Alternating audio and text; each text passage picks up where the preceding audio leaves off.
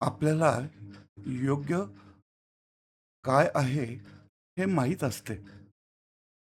तरीही आपण चुकीचा निर्णय का घेतो? आपल्याला सत्य माहीत असते, तरी आपण असत्याची साथ का देतो? आपल्याला धर्म समजतो, तरी अधर्माला विरोध करण्याचे धैर्य का होत नाही? हा प्रश्न आजचा नाही. हा प्रश्न हजारो वर्षापूर्वीही होता आणि त्या प्रश्नाचे उत्तर महाभारताने मानवजातीला दिले आहे. ही व्यक्ती म्हणजे दुर्योधन. महाभारतात दुर्योधन एक अत्यंत विलक्षण वाक्य बोलतो. जानामि धर्मं न च मे प्रवृत्तिः जानाम्य धर्मं न च मे निवृत्तिः. याचा अर्थ मला धर्म काय आहे हे माहीत आहे, पण त्याप्रमाणे वागण्याची माझी प्रवृत्ती होत नाही. मला अधर्म काय आहे हेही माहीत आहे, तरीही त्यापासून मी स्वतःला परावृत्त करू शकत नाही. हे शब्द केवळ दुर्योधनाचे नाहीत. हे मानवी मनाचे सर्वात खोल वास्तव आहे. आपण अनेकदा असा समज करून घेतो की मनुष्य चुकीचे वागतो, कारण त्याला योग्य काय आहे हे माहीत नसते. परंतु महाभारतात याला पूर्ण छेद देते. महाभारत सांगते, ज्ञानाचा अभाव हा मनुष्याच्या पतनाचे मुख्य कारण नसतो. विवेक असूनही त्याकडे जाणीवपूर्वक दुर्लक्ष करणे हेच पतनाचे खरे कारण असते. दुर्योधन अज्ञानी नव्हता. तो पराक्रमी होता, विद्वान होता, राजकारण जाणणारा होता. धर्मशास्त्रही त्याला माहीत होते.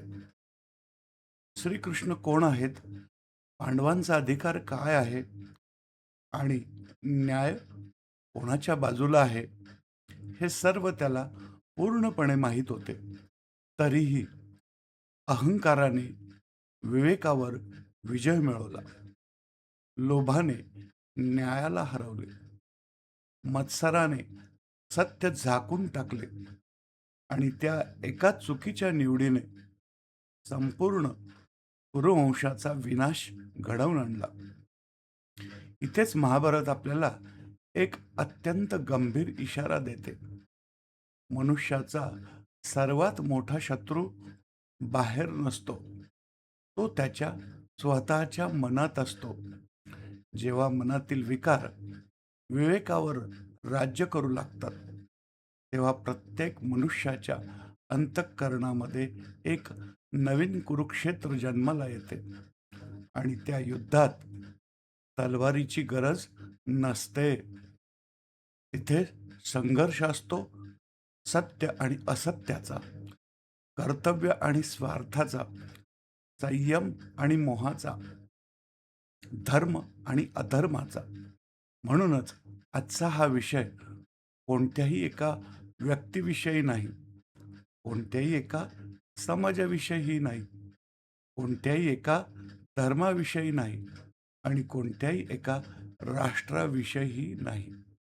हा विषय आहे मानवी मनाविषयी. कारण महाभारत हे इतिहास असण्यापूर्वीचे मानसशास्त्र आहे आणि त्याहूनही अधिक ते आत्मपरीक्षणाचा आरसा आहे. आज आपण या आरशात स्वतःकडे पाहण्याचा प्रयत्न करू. कारण दुर्योधनाचा शोध इतरांमध्ये घेण्यापूर्वी तो आपल्या मनात तर नाही ना, हा प्रश्न प्रत्येकाने स्वतःला विचारण्याची वेळ आली आहे. दुर्योधन आजही जिवंत आहे का?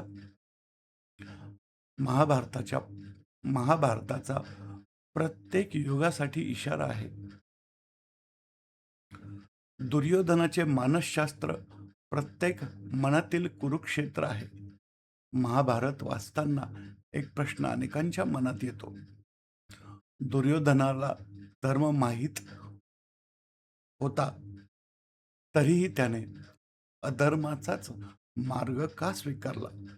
याचे उत्तर महाभारत घटनांमधून देते. दुर्योधनाचा खरा पराभव भीमेच्या गदेने झालेला नसून त्याचा पराभव त्या दिवशीच झाला होता, ज्या दिवशी त्याने स्वतःच्या विवेकाचा आवाज दाबण्याचा निर्णय घेतला. कारण मनुष्याचा विनाश बाहेरून सुरू होत नाही, तो प्रथम मनातून सुरू होतो. दुर्योधनाच्या व्यक्तिमत्वात अनेक गुण होते. तो शूर होता, दानशूर होता, उत्कृष्ट योद्धा होता. राजकारण आणि प्रशासन याचेही त्याला ज्ञान होते. परंतु एका दोषाने त्याचे सर्व गुण निष्प्रभ केले. तो दोष म्हणजे विवेकावर मिळवलेला अधिकार. ज्या क्षणी अहंकार मनाचा राजा बनतो, त्या क्षणी सत्याला मनात स्थान उरत नाही. महाभारत सांगते, अधर्माची सुरुवात एखाद्या मोठ्या अपराधाने होत नाही. ती सुरू होते एका लहानशा तडजोडीने. आज एवढं चालेल, एकदाच करू, यातून माझाच फायदा आहे. सगळेच तर असं करतात. अशा प्रत्येक विचारातून मन हळूहळू सत्यापासून दूर जाऊ लागतं. सुरुवातीला मनाला टोचणारी गोष्ट नंतर सवय बनते आणि शेवटी तीच आपला स्वभाव बनून जाते. हीच आहे दुर्योधनासारखी मनाची विस्कळीत अवस्था, जिथे ज्ञान असते पण आचरण नसते, विवेक असतो पण धैर्य मात्र नसते, धर्म समजतो पण त्याहूनही अधिक स्वार्थप्रिय वाटतो. याच कारणामुळे महाभारत हे केवळ युद्धाचे वर्णन नाही, ते मनाचे शास्त्र आहे. कुरुक्षेत्र हे फक्त हरियाणातील एक रणांगण नव्हते. अरे, कुरुक्षेत्र प्रत्येक मनात होते, मनात आहे, प्रत्येक निर्णयामध्ये आहे, प्रत्येक मोहामध्ये आहे. जेव्हा सत्य बोलल्याने नुकसान होणार असते, तेव्हा कुरुक्षेत्र सुरू होते. जेव्हा अन्याय दिसतो पण आपण शांत राहतो, तेव्हा कुरुक्षेत्र सुरू होते. जेव्हा स्वार्थासाठी तत्वांशी तडजोड करण्याची वेळ येते, तेव्हा कुरुक्षेत्र होते. आणि जेव्हा आपण योग्य काय आहे हे माहीत असूनही आपण चुकीचा मार्ग निवडतो, तेव्हा आपल्या मनातील दुर्योधन जिंकू लागतो. महाभारतामध्ये श्रीकृष्णांनी दुर्योधनावर विजय मिळवण्यापूर्वी अर्जुनाला स्वतःच्या मनावर विजय मिळवण्याची शिकवण दिली. कारण जो स्वतःच्या मनाला जिंकू शकत नाही, तो कोणतेही युद्ध जिंकूनही शेवटी पराभूतच ठरतो.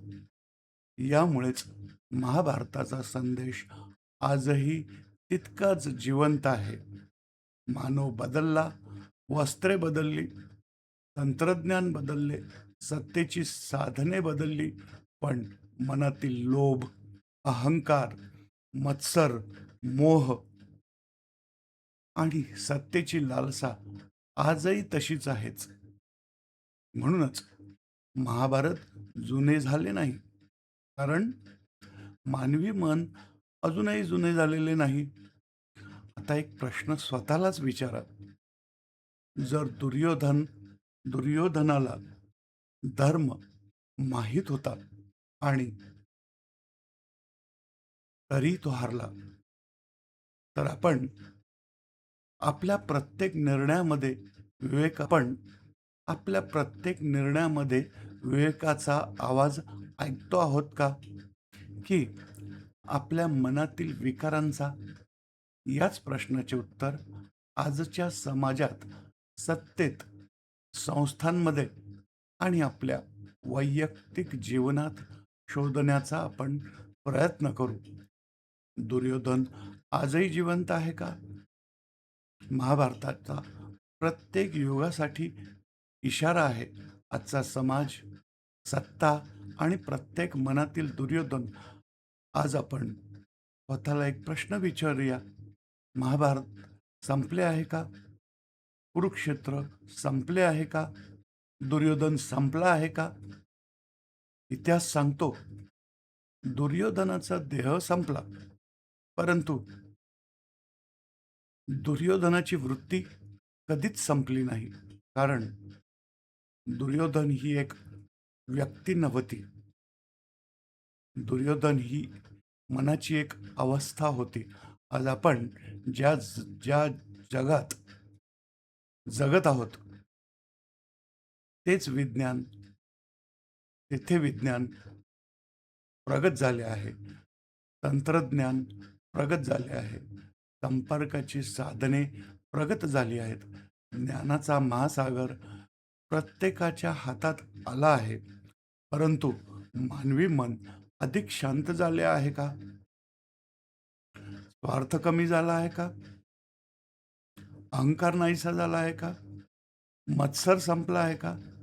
हा प्रश्न प्रत्येकाने स्वतःलाच विचारायचा आहे. आज अनेकांना सत्य माहीत असते, तरी ते मौन बाळगतात. अनेकांना न्याय माहीत असतो, तरी त्या अन्यायाच्या बाजूला उभे राहतात. अनेकांना कर्तव्य माहीत असते, तरी ते सोयीचा मार्ग स्वीकारतात. आणि अनेकांना धर्म माहीत असतो, तरी ते स्वार्थासाठी धर्माचा त्याग करतात. यालाच महाभारताने दुर्योधनाची अवस्था म्हटले आहे. हा विषय कोणत्याही एका व्यक्तीचा नाही, कोणत्याही एका पक्षाचा नाही, कोणत्याही एका समाजाचा नाही, कोणत्याही एका धर्माचा नाही. कारण अधर्माला कोणताही पक्ष नसतो. अधर्माला कोणताही धर्म नसतो. अधर्माला कोणतीही जात नसते. अधर्माला कोणतेही राष्ट्र नसते. तो जिथे विवेक हारतो, तिथे जन्म घेतो. जेव्हा सत्ता सेवेपेक्षा मोठी होते, तेव्हा दुर्योधन जन्माला येतो. जेव्हा प्रतिष्ठा सत्यापेक्षा मोठी होते, तेव्हा दुर्योधन जन्माला येतो. जेव्हा संपत्ती नीतीपेक्षा मोठी होते, तेव्हा दुर्योधन जन्माला येतो. जेव्हा अहंकार कर्तव्यापेक्षा मोठा होतो, तेव्हा दुर्योधन जन्माला येतो. आणि जेव्हा मनुष्य स्वतःच्या चुकांचे समर्थन करू लागतो, तेव्हा त्याच्या अंतःकरणात दुर्योधन राज्य करू लागतो. महाभारत आपल्याला दुसऱ्यांचे दोष दाखवण्यासाठी लिहिले गेलेले नाही. महाभारत स्वतःचे दोष पाहण्यासाठी लिहिले गेलेले आहे. कारण दुसऱ्यांच्या अधर्मावर बोलणे सोपे असते, स्वतःच्या अधर्माची कबुली देणे अत्यंत कठीण असते. आज आपण जगभर संघर्ष पाहतो, युद्धे पाहतो, हिंसा पाहतो, द्वेष पाहतो, अविश्वास पाहतो, सत्तेसाठी संघर्ष पाहतो, विचारांच्या नावाने संघर्ष पाहतो, धर्माच्या नावाने संघर्ष पाहतो. परंतु त्या प्रत्येक संघर्षाचा जन्म प्रथम मानवी मनातच झालेला असतो. जेव्हा मन अशांत होते, तेव्हा समाज अशांत होतो. जेव्हा समाज अशांत होतो, तेव्हा राष्ट्रे अशांत होतात. आणि जेव्हा राष्ट्रे अशांत होतात, तेव्हा संपूर्ण मानवजातीला त्याची किंमत मोजावी लागते. म्हणूनच श्रीकृष्णाने प्रथम अर्जुनाचे मन स्थिर केले. कारण अस्थिर मन योग्य निर्णय घेऊ शकत नाही आणि अस्थिर मनाने घेतलेले निर्णय इतिहास बदलू शकत नाही. आज प्रत्येकाने स्वतःला एक प्रश्न विचारण्याची गरज आहे. मी जे बोलतो तेच स्वतः जगतो का? माझा विवेक माझ्या निर्णयावर राज्य करतो की माझा विकार? मी धर्माचा पुरस्कार करतो की धर्माची भाषा बोलतो? कारण महाभारताचा सर्वात मोठा संदेश दुसऱ्याला बदलणे हा नाही, स्वतःला बदलणे हा आहे. याच ठिकाणी महाभारत आपल्याला कर्माचा शाश्वत नियम समजावते आणि हाच आपला आजचा विषय आहे. दुर्योधन आजही जिवंत आहे का? महाभारतातील प्रत्येक घटना आपल्याला नियम शिकवते. कर्माचा नियम अटळ आहे. मनुष्य आपल्या बुद्धीने इतरांना फसवू शकतो.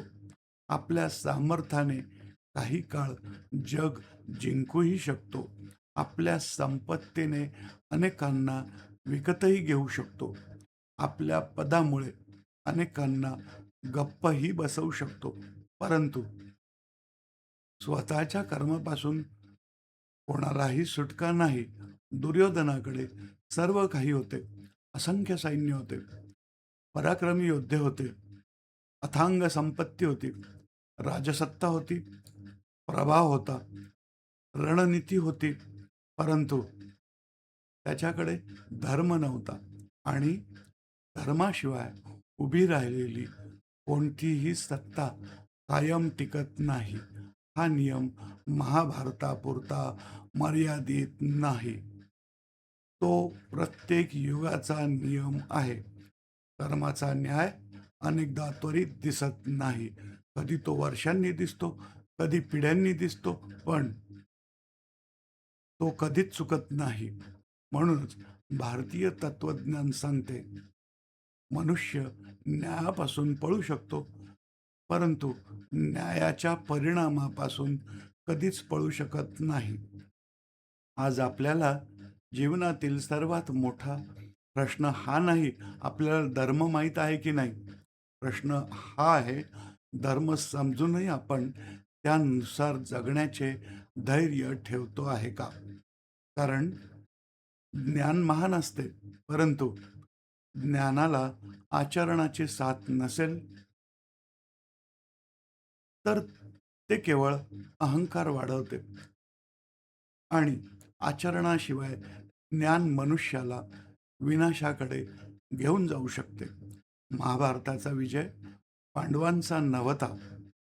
महाभारताचा विजय धर्माचा होता आणि दुर्योधनाचा पराभव भीमाने केला नव्हता, तर दुर्योधनाचा पराभव त्याच्या स्वतःच्या विकारांनी केलेला होता. म्हणूनच आजही हा व्हिडिओ इतरांकडे बोट दाखवण्यासाठी नाही, तो स्वतःकडे पाहण्यासाठीचा आहे.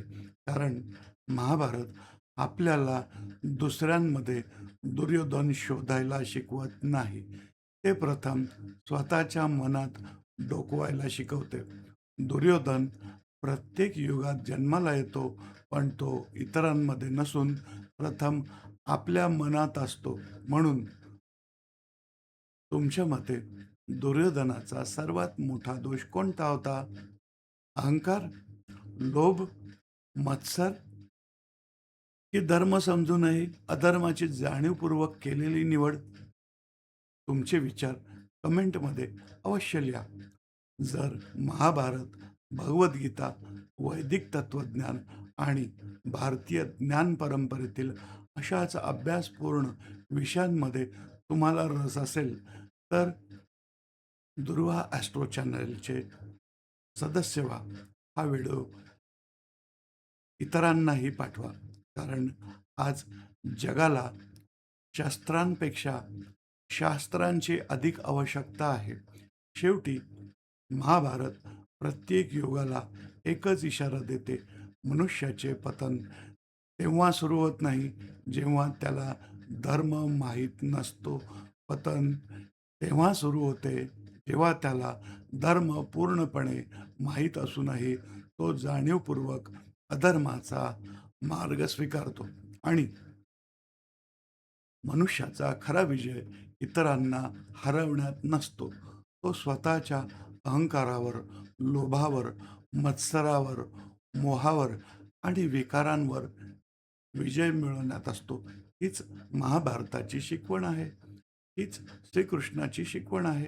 आणि हाच प्रत्येक युगातील प्रत्येक मानवासाठी धर्माची दिशा आहे. धन्यवाद. जय श्रीकृष्ण.